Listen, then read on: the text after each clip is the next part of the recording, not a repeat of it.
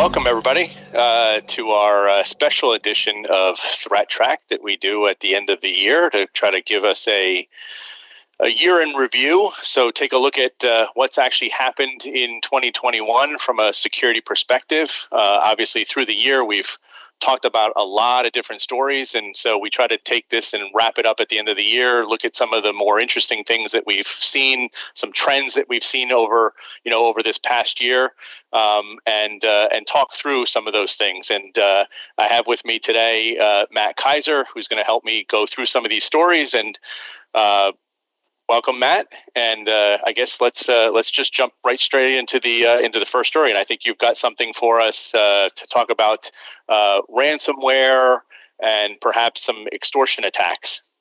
That's right, Manny. So this past year, I think also the year before, ransomware was very much in the headlines. It's been an ongoing scourge for several years, but I think what really marked 2021 in particular was the increasing sophistication and maturity of the model of the ransomware crews that we've been seeing operating.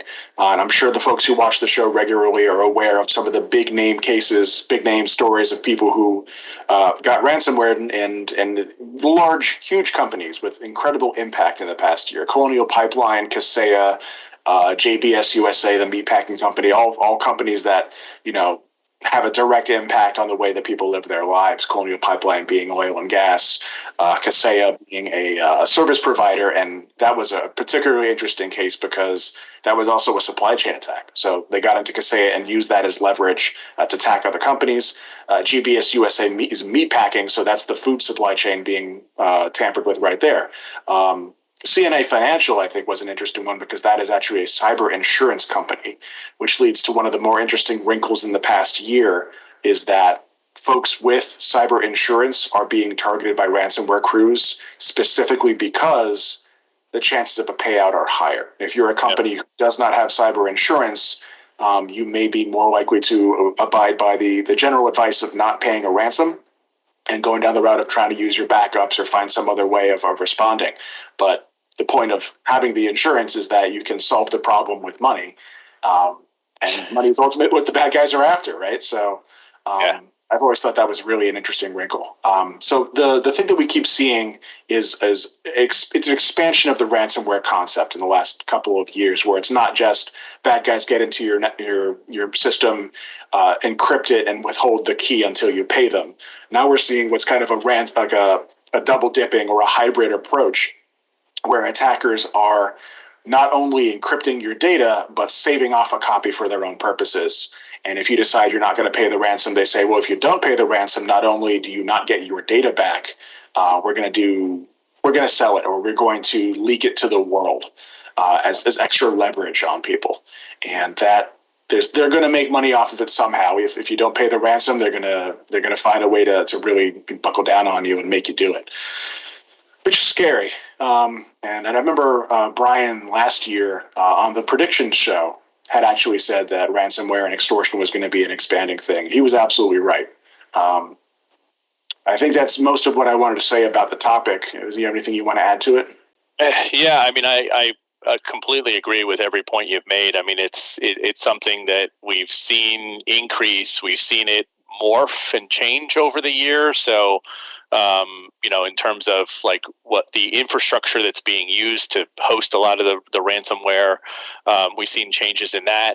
And like you said, it's like what ultimately, what are they after? They're after the money pieces of it.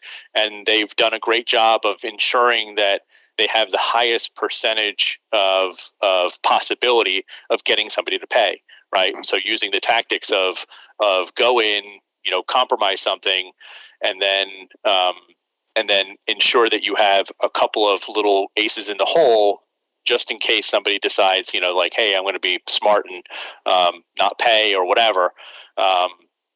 They've got something else that they can leverage. So, and we've seen a lot of different, gangs that come up and basically run these things. And so now we have those ransomware as a service, right? So we've seen those things. It's not new for this year, but I think you've seen a lot more use of it. And it's that whole notion of like you as a bad guy just buys into an infrastructure that allows you to just say, okay, yeah, I'll pay my dues. You give me the infrastructure. I go get my own, victims, right? And then I pay a small fee for using that infrastructure. That's another thing that, was kind of, I think, more ramped up this year that we've seen. So, yeah, I agree with you. I mean, it's definitely a big problem, and a problem that, as Brian predicted the previous year, I think it's easy for us to predict that going into next year, I don't see a change there. I don't see a change at all. I see it's going to perhaps have a couple new wrinkles to it, tactics that they potentially use. But for the most part, it's going to be there, right? And people out there are going to have to pay attention to this and put protections in place to try to avoid falling into that trap. And I know through the years, we've talked a lot about these stories, and we've given people, the advice on how best to protect yourself against some of these things, right? Having great backups and doing tests and all those other things. They're still valid, right? So if you're listening, do those things. Protect yourself from having to have that happen, right? Like, we know that unfortunately these days it's really easy to fall victim to one of these things because there's just so many different avenues that a bad actor can take to get inside your network. So if you do have some these security controls in place, perhaps you can find yourself, even if you fall victim to it, maybe you have a way out of it.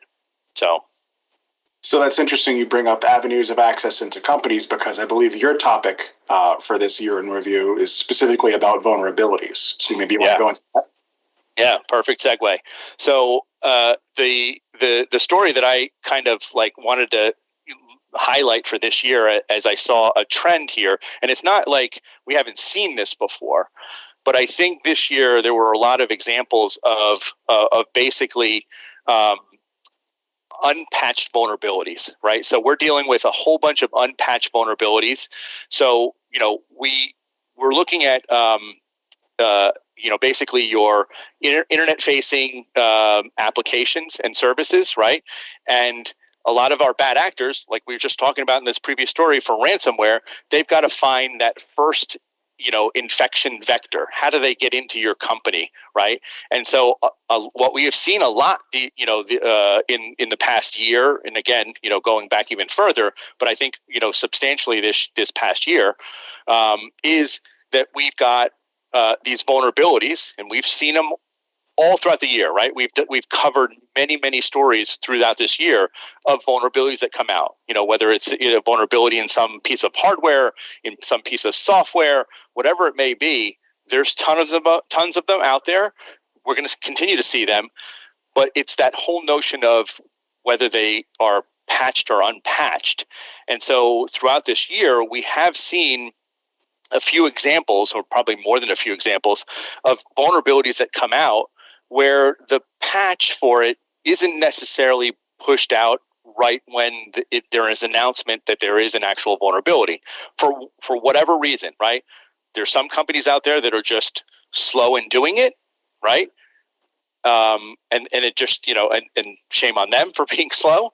But some of them are because the vulnerability that was just exposed is hard to patch, right? So it requires that company to do something significant with that software to patch it. And so they got to go through the rounds of, development and testing and whatever before it goes out. But the problem is that the vulnerability is already known out in the wild. And, right. And I think, Matt, you can agree, when you've got something that's out in the wild, regardless of whether there's any kind of exploit code out there already, you can pretty much assume that there's somebody out there that's probably working on it. So even if you can't go to Google and do a search like, hey, show me what the exploit code looks like for this vulnerability, there's probably somebody out there that's doing it and that's figured out what they're talking about, even if it was really vague in the news, they probably figured out what that vulnerability is, and they've probably trying to write some sort of exploit code against it. So so we have this whole notion of you have these unpatched vulnerabilities out there, and unfortunately, when you have something that's that's unpatched, it's now like if you're unfortunately the company that's running this particular piece of hardware or piece of software, you've got a hard choice to make at that point, right? And that choice is to either stop using it entirely or find some way to effectively mitigate the situation until a patch comes out. And sometimes that's not simple. Like sometimes it's actually so much easier just to turn the thing off. The downside of that is production software means you have an impact on whatever business you're doing with that software. And I'm betting your backups, your disaster recovery versions of all those servers, they're running the same software. Like you can't just switch over to a box that you think is going to be clean because or patched, because it's not. So mitigation might end up being like slap a VPN in front of it, find some way to filter traffic coming into it, or something like that. But that's a lot of work. Exactly. Or you have to, in some cases, you have to rely on some sort of workaround, right? So we've seen a lot of vulnerabilities that don't have a patch right away, and what they give you is, oh, here's a workaround. Here's what you need to do, right, to potentially stop any bad actors from getting in while we get you the patch out there, or something like zero patch, where you have a group of people out there that produce patches for like what they call micro patches for vulnerabilities out there, where the company that owns the actual product or hardware, the hardware or the software, hasn't been able to patch it officially.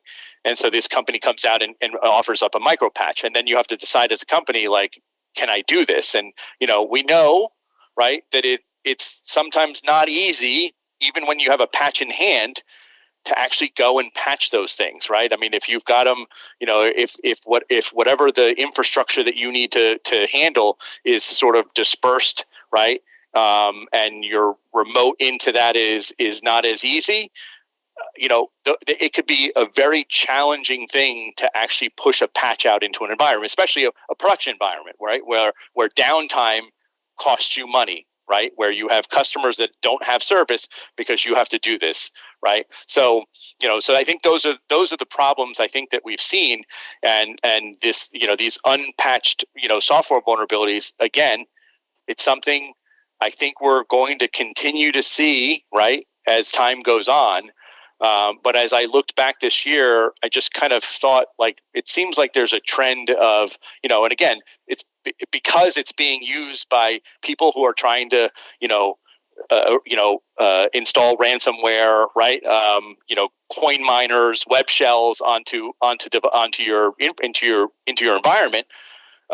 These are the initial infection vectors that they're using, right? And what's easier? It's so much easier right now to use something like this than something like a phishing attack, right? Which, when you look at the charts of where for this past year, between phishing being the number one thing that is used to infect a user or a company, and number two being exploiting a unpatched vulnerability, I think it's kind of getting a little bit more even. Like phishing, I think you can agree, Matt, has been like at the top of the list for a very, very long time.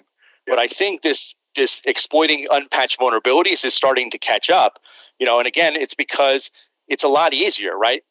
Phishing requires you to fool somebody, and you have to sit back and wait for it. Whereas an unpatched vulnerability, you go out, you kind of use a tool like Shodan to go figure out where your targets sit, right? And then I go use the code against it, and it's pretty easy. I can go do it, right? And I can go figure out who my victims are, like that. So again, things that we need to pay attention to, or folks need to pay attention to. That's interesting. Yeah, I wonder about the idea of third-party patches. I think it's a great idea, but the sheer number of companies that you'd have to cover, because like they're doing it because the company itself isn't forthcoming with a patch. Now, whether that's a huge company, like a massive software company, or some like mom and pop out there that like they develop it on the weekends, like the number of companies that somebody like the company that you mentioned that makes third party patches would have to keep up with is insane. It's completely not tenable. So I don't know if that's. It sounds like a great idea to have a community behind it. Perhaps maybe not a company, but a community of people who are willing to patch things. But I think ultimately the way forward on fixing that is going to have to be making sure that people who maintain software actually commit to maintaining the software, especially when critical bugs are found in their software.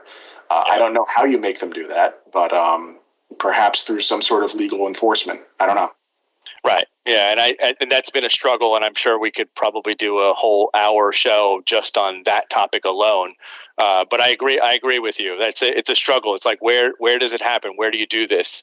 I would say for folks out there, the typical things of like how do you protect against this if you're the person who's ultimately responsible for this.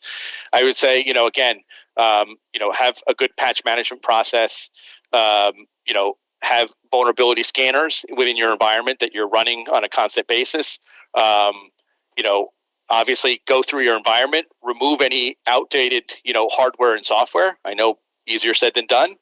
And then do a lot of testing, right? Get either internal test teams that go out and continue to, kind of test all your security controls out there, test your different, web applications and that's the best that anybody can do is just try to remove the old stuff and test anything that's in place today.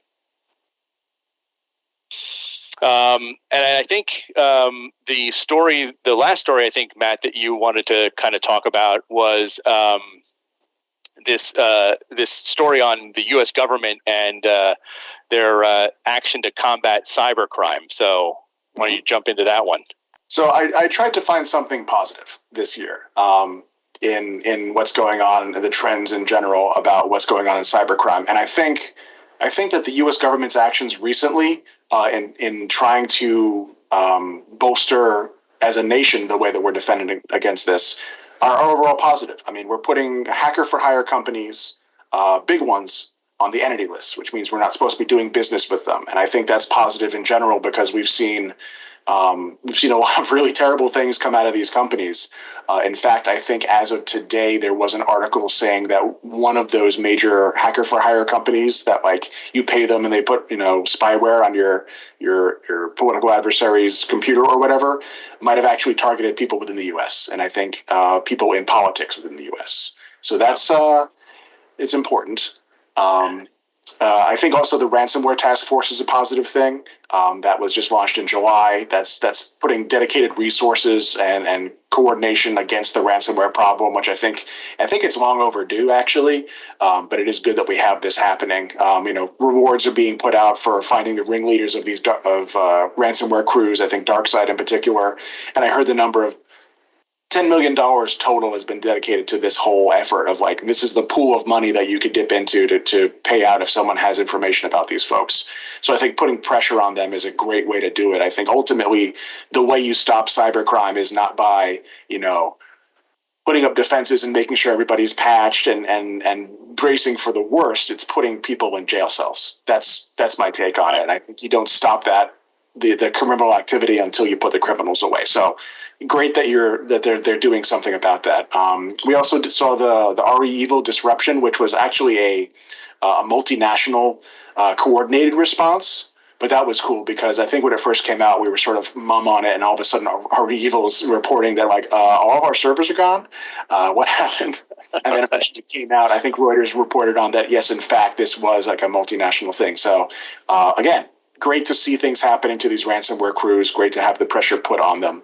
I think the one thing that maybe people have a bit of a problem with that happened in terms of a U.S. government response this year was in the Kaseya case, where the FBI actually had the keys to the ransomware, but did not release it because they were still targeting REvil, and it would have been it would have given some sort of information to them ahead of time, which was something they were trying to avoid when they were trying to scoop these guys up.